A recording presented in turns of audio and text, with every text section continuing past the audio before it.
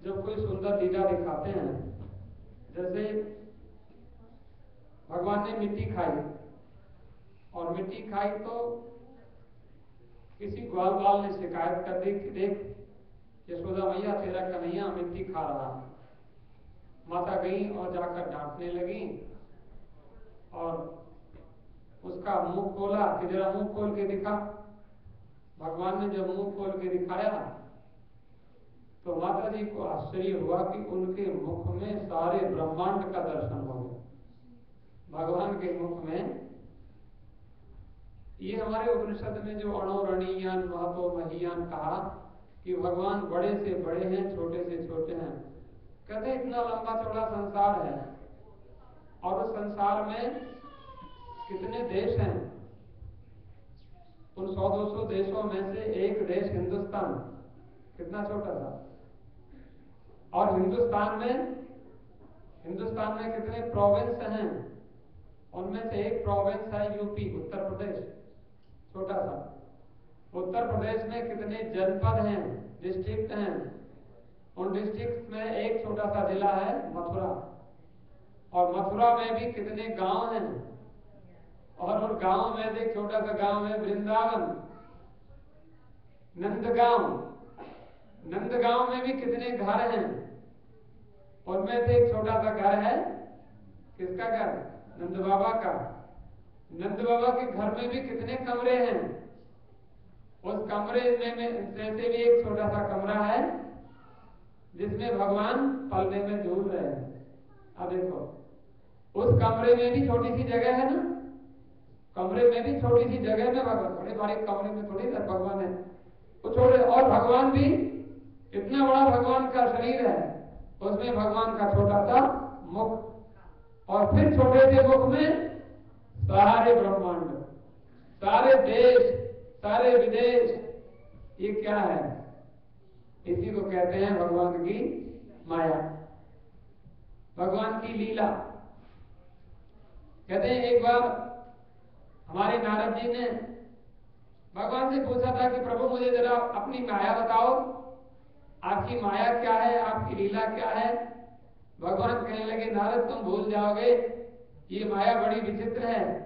दैवी येषा गुणमयी मम माया दुरत्या मामेव ये प्रपद्यन्ते मायामेतां तरन्ति। ये मेरी माया दैवी है। दैवी माने दिव्य गुणों वाली, सत्वगुण, रजोगुण, तमोगुण, 3 गुणों वाली मेरी माया। लेकिन दुरत्या, you cannot go across this maya, this is illusion. You cannot understand without the help of real Sadguru, real saints. अच्छे महापुरुष आए और वो आपको समझाएं, तब आपके समझ में आएगा what is illusion, what is maya. तो कहते हैं महाराज मैं आपकी माया देखना चाहता हूं। भगवान ने कहा ठीक है। मरुस्थल में ले गए, रेगिस्तान में ले गए, जहां पर कोई कुछ भी पेड़ पौधे भी नहीं है, पानी भी नहीं है। भगवान ने कहा अरे नारद हम कहां आ गए, मुझे तो ध्यान ही नहीं रहा था। मुझे बेटा थोड़ी प्यास लगी हुई है। अब प्यास लगे किसी को, नारद जी बोले प्रभु पानी लेके आऊं? बोले हाँ जल्दी लाना, देखो देर ना हो जाए, मुझे बहुत ज्यादा प्यास लगी है, थोड़ा सा पानी ले आओ। नारद जी बोले महाराज अभी लेके आया। अभी गया और आया। नारद जी चले, बहुत जगह देखा पानी का कुआं कहीं मिला नहीं, बहुत सारे घर देखे दरवाजे बंद थे। एक दरवाजा खटखटाया, उसमें से एक सुंदर सी कन्या निकल के आई, आके खड़ी हो गई। इतनी सुंदर सी कन्या थी वो कि नारद जी उसे पानी का भूल गए और उसको देखने लग गए। कितनी सुंदर है, इसकी आंखें कैसी हैं, इसकी शक्ल सूरत कैसी है, इसकी बाहें कैसी हैं, इसकी जुल्फें कैसी हैं। अब उसको देखकर ऐसे भूल गए। अब क्या करे? कन्या से बातचीत करने लगे, धीरे धीरे बातचीत करने लगे। करते करते शाम हो गई, लेकिन बातचीत समाप्त नहीं हुई। नारद जी लौटे नहीं। दूसरे दिन फिर कन्या के पास पहुंच गए और फिर जाकर के फिर बातचीत करने लगे। अब किसी से बातचीत होती है तो फिर प्रेम हो जाता है। 2-3 दिन जब बातचीत हुई तो प्रेम हो गया। प्रेम हो गया तो अब लगा कि इसके साथ ब्याह करना चाहिए। जब ब्याह की बात आई, कन्या ने कहा मेरे पिता से पूछना पड़ेगा।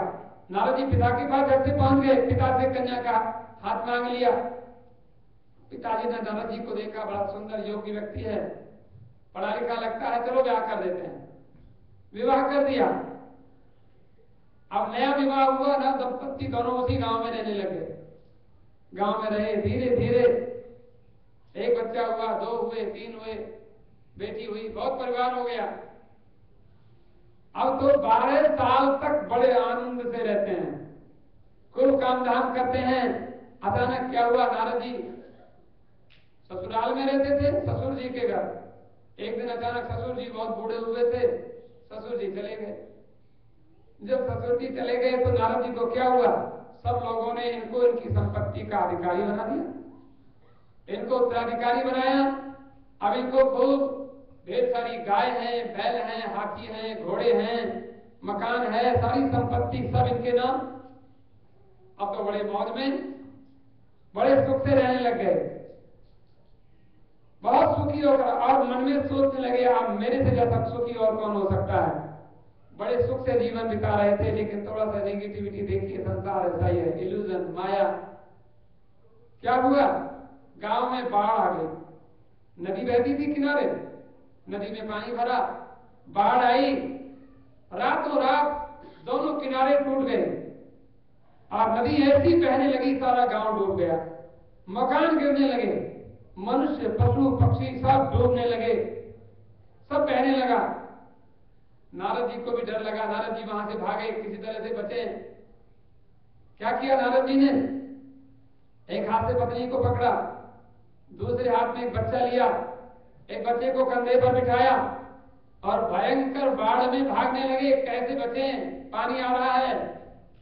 बहुत दूर जाते हुए अचानक देखा लहरों का वेग इतना तीव्र, कंधे पर बच्चा बैठा था, एक लहर आई, नारद जी हिले और बच्चा गिरा और पता नहीं चला कि लहरों में बच्चा कहां गया। नारद जी बहुत रोए, बड़े दुखी हुए, लेकिन उस बच्चे की रक्षा नहीं कर सके, तरंगों में मिल गया। रक्षा करते करते उसके प्रयास में अचानक हाथ में एक बच्चे को पकड़ा हुआ था, बस हाथ, एक लहर आई और हाथ छूटा, वो बच्चा भी बह गया। बड़े दुखी हुए, निराश हुए, नारद जी आर्तनाद चिल्लाने लगे, रोने लगे। पत्नी को अपने शरीर की पूरी ताकत लगाकर दोनों हाथों से पकड़ लिया। अंत में इतनी तरंगों का वेग आया कि पत्नी भी उनके हाथ से छूट गई और तट पर जाकर के अचानक किनारे पर जाकर गिर गए तो वहां मिट्टी थी, मिट्टी में लोटपोट होने लगे, रोने लगे, विलाप करने लगे, हाय मेरी बेटी, हाय मेरा बेटा, हाय मेरा परिवार, हाय मेरा घर, हाय मेरी पत्नी। इतना रोए नारद जी,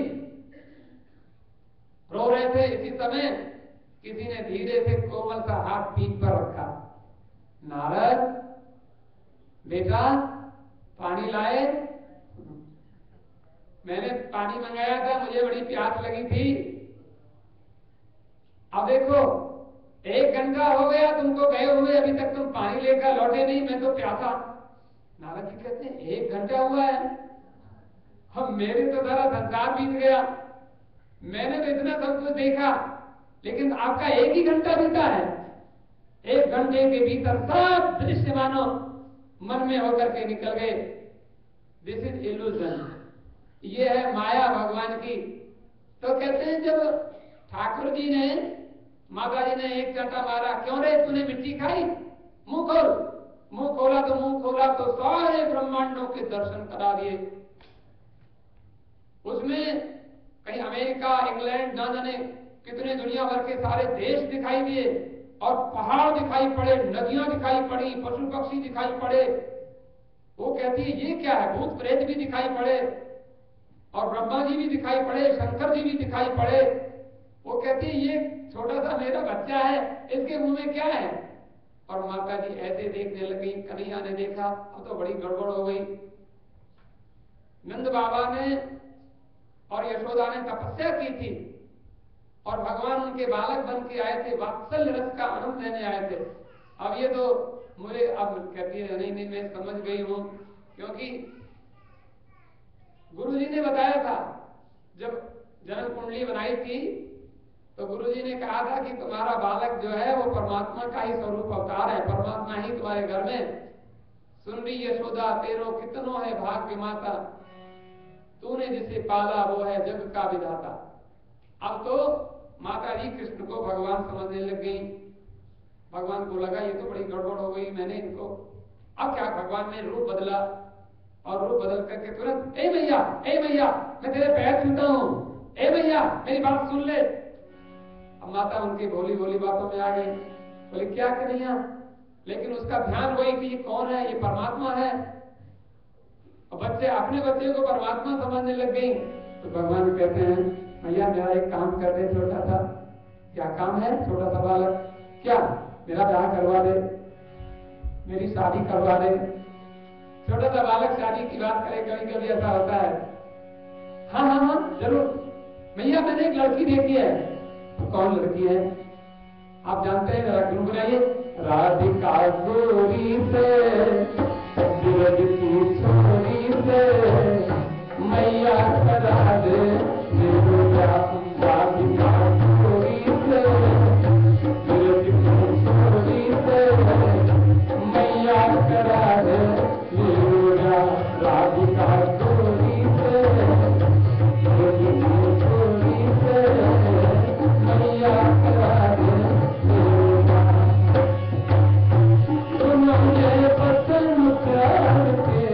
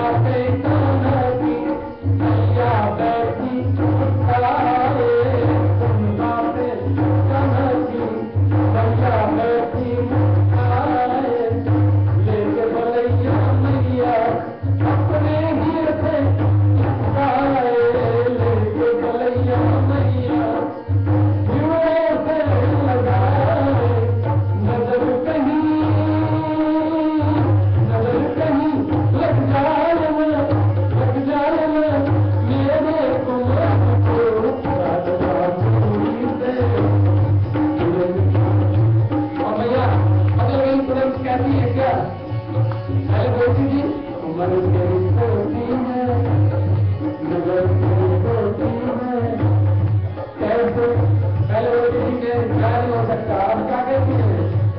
बातों में आ गई भगवान की माया में भूल गई माता जी, और क्या कहती है?